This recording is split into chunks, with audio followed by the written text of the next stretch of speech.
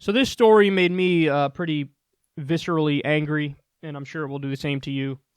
New survey data shows that 11.4% of U.S. adults did not take their medication as prescribed in an effort to reduce costs.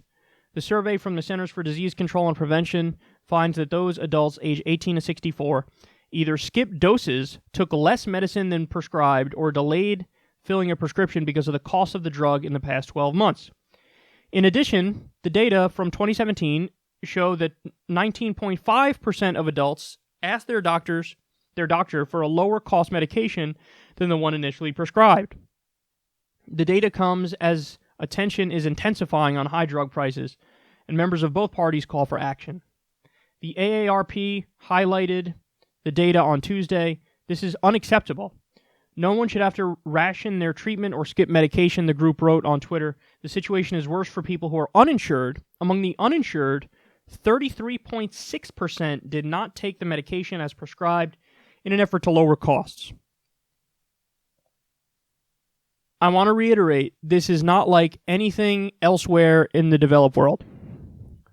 It's not like anything elsewhere in the developed world. In the developed world, in other places, you're sick, you need help, you get help.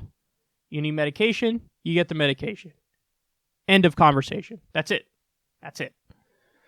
Some places, depending on which developed country you're talking about, some places there's like a $10 or $20 copay for something, and then that's for all the medication. Doesn't matter how expensive the medication is. The medication could cost fucking $14,000, and it's covered by taxpayers. You only have to pay the $10 or $20. Some places it's free. You just go and you get the medication you need. You don't have to pay anything.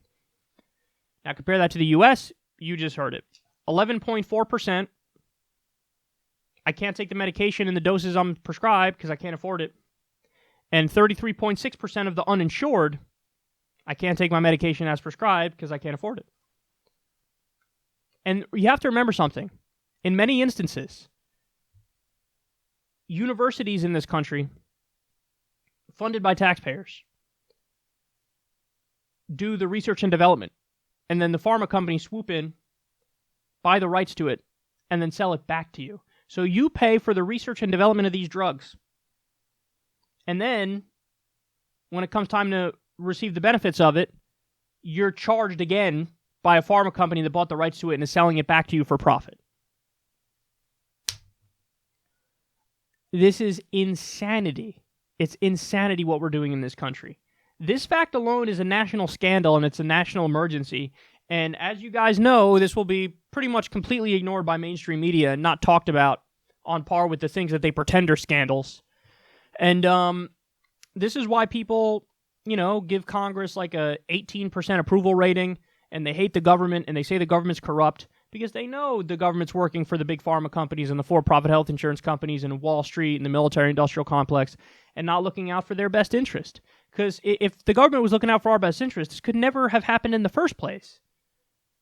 In one of the richest countries in the world, 1 out of 10 people can't afford their medication and have to cut back on it to survive. And remember, that's deadly for a lot of people and a lot of medications. That's deadly. We covered a story not too long ago. They had to cut back on insulin, some lady did, and she died.